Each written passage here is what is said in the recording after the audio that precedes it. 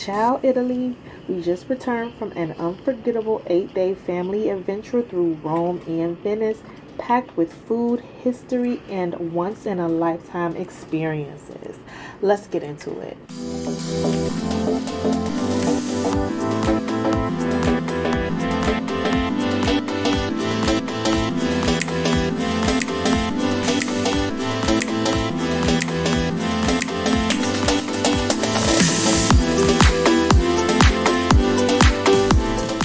We kicked off our trip with an overnight flight on American Airlines headed straight for Rome. Sleep was minimal, but excitement at an all-time high. We landed in Rome around 9 a.m. and were met by our private transfers that took us to the stunning Aleph Rome Hotel Curio collection. There were 7 of us traveling, split into 3 rooms. This hotel was once a 1930s bank. This place still has the marble floors, the grand styles, and yes, the old vault door, which now leads to a spa, because in Rome, even relaxation is dramatic. Wake up in chic rooms, sip espresso on the rooftop with city views, and dive into Italian classics at their stylish restaurants. Plus, you're just steps away from the Spanish Steps, Trevi Fountain, and all the gelato your heart desires. After that 9-hour flight, we sat in this room and freshened up to get ready for our evening tours. You know I had to do it. Here is my pro tip. If you want to beat jet lag, don't go to sleep. Try your best to stay woke so that you can get acclimated to the new time zone. Now that we got our rest, we hop in the Uber, which is another pro tip. Uber in Italy, wonderful, very safe, highly recommend. So we went on one of the highlights of the trip, a hands-on pizza and pasta making class, fresh ingredients, laughter, and the best homemade dinner. Here's another pro tip for you. If you're going to do this tour, and I highly recommend, yes, you should do it. Just be prepared. If you're staying city center, this is about a 45-minute to an hour Uber ride away. So plan it accordingly. It's a nice ride, but totally worth it. Once we were done making our dishes, we were able to sit at the pasta making class place, eat our food. It came with tiramisu as well as shots of limoncello. Our third day in Rome, we explored Rome on foot, starting with a walk to the famous Trevi Fountain. Then we stopped at Pandora to grab our Italy charms and visited Louis Vuitton for a little luxury shopping. Here is my pro tip for the Louis Vuitton store. Bring your passport. If you bring your passport, you are able to get the taxes that you pay on whatever you purchase in the Louis Vuitton store. You're able to get that back. The next stop on our walking tour, of course, we had to try the iconic gelato at Limone, and yes, it lived up to the hype. Next up on the list was to grab some lunch because we walked a lot. I love these little street side cafes in Italy. We returned to the Trevi Fountain that evening for our coin toss tradition. Pro tip: during the day, access to the fountain is controlled by security due to capacity limits. If you want photos and a peaceful moment, visit at night. It's really magical. If you didn't know about this tradition, it is if you toss 1 coin into the fountain, you're guaranteed to return to Rome. I guess ours worked because 2026, Rome, here we come. After yet another round of gelato, we're in Italy. You can never get enough gelato. We made our way over to the Spanish Steps to end the night with more sightseeing and strolling. Next up was one of Rome's greatest treasures, the Colosseum. We had special access to the Gladiator floor, which gave us a whole new perspective on this ancient arena.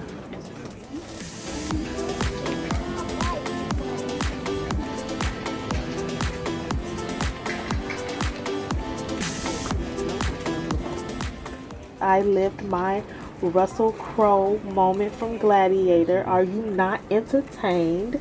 Now, let me give you this pro tip. Book your tickets online in advance and go early in the morning or late in the afternoon to skip the worst crowds and catch that golden Roman light for photos. Also, if you're in the summer, Rome is hot. There is no shade. So, another pro tip is go at night. We went around 2 p.m. Heat was at its fullest and the sun was bright with no shade, no clouds, nothing.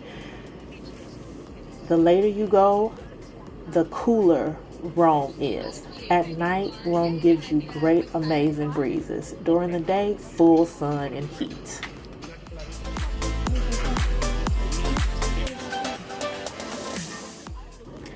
Sadly, this was our last day in Rome, so we had our private transfers pick us up and take us to the train station. Now, here's a pro tip about this train station.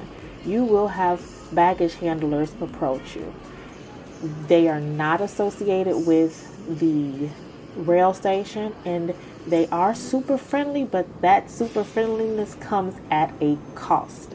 They will ask for a quote unquote donation after they help you get to the platform that you need to get to. We are on our way to Venice, headed there on this high-speed train that's given nothing but full scenery for 4 hours. Yes, that is a 4-hour ride from Rome to Venice. Now, it does include light refreshments like a can of soda and some crackers. You can get something at an additional cost from the food car. Once we arrived, our meet and greet contact was waiting to escort us to our private water taxi. It was such a cinematic way to arrive. Here's another pro tip for you. If you can't, book the meet and greet. Once again, book the meet and greet. The train station at Venice is hectic, and then trying to get out there to that taxi, you don't want to do it. Book the meet and greet so they can meet you in the train station and then take you to your water taxi. Not only was our contact a meet and greet, she also served as like a narrator or like a tour guide on our way to the hotel, which we stayed at the Sina Centurion, which is located right on the Grand Canal. And here is another pro tip. When booking a hotel in Venice, make sure it has a water door. It allows your water taxi to drop you off directly at the hotel. Otherwise, you may have to drag your bag or your luggage through narrow winding cobblestone streets. That's not fun. Let's talk about this hotel. It's like Gothic elegance meets modern luxury. Breathtaking water views, serene courtyards, like every detail is just luxurious. Golden bathrooms with eclectic wallpaper, just beautiful. After taking a little break or a little rest, because technically this was considered another travel day for us, we headed out and then walked to find some place to eat. The hotel did find a restaurant for us that was close or near. It was about 15 minutes away. We walked there and of course we got pizza. We're in Italy. We're gonna eat pizza. The perfect way to start your day in Venice, a latte on the Grand Canal before the kids wake up and before you start your full day packed full of tours. I can't rave enough about this hotel. The Siena offered us a tour to Murano in a private water taxi. So the private water taxi came, picked us up. There were 7 of us, which today the waters was kind of rough. My baby had to have a little throw up bag, but we went to Murano for a glass blowing tour. We've never seen anything like this before, and it is definitely an experience. I definitely would highly recommend. If you're there, you should go.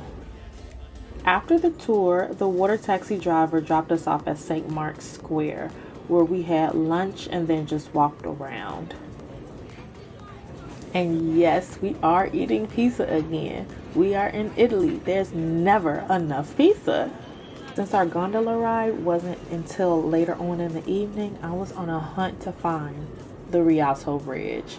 So we went on a hunt to find it. Of course, we did a little Googling, but they gave lots of signs that point you towards the direction of the bridge. With heading to the Rialto Bridge, we still had a lot of time to kill, so we decided instead of getting a private water taxi, we took the water bus, or this is their version of the bus, back to our hotel. If you've never been to Venice, or if you have been to Venice, then you know this walkway.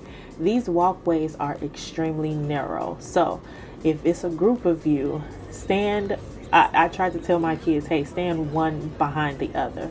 The other thing that's down here is loads of shopping.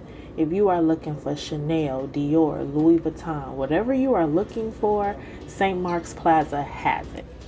We are now walking to find our excursion for the gondola ride, which was booked prior to us arriving here. So that's a very good pro tip. If you're going to book a gondola ride, book it way in advance, because the area there was like chaotic and hectic. But since we already had our set time, date, they hurried up and put us above the crowd and got us right in. I even got my own little private serenade. Our gondola, he was hilarious, and he really brought the Italian experience for me. For day 7, we spent the day on a private Grand Canal tour. Gliding under the Rialto and Accademia bridges, it was the perfect way to soak in the beauty of Venice from the water. Here's another pro tip. Ask the hotel to pack your water taxi with snacks, which is what we did. We had cheese, meat, as well as Prosecco. So just imagine sipping Prosecco on the back of a private water taxi in Venice. Yeah. Our final day, we said goodbye to Venice with one last water taxi ride to the airport. This family trip gave us memories to last a lifetime. I made sure to enjoy a glass of wine in Rome and indulge in plenty of pasta, pizza, and tiramisu, gelato, and of course the husband had to have a cigar. Italy truly is a food lover's dream. Thanks for coming along on our Italy adventure. If you're planning a trip to Rome, Venice, or beyond, this video has all the inspiration and tips to make your journey unforgettable. Don't forget to like, subscribe, and visit my website if you like help planning your next dream vacation. Until next time, happy travels!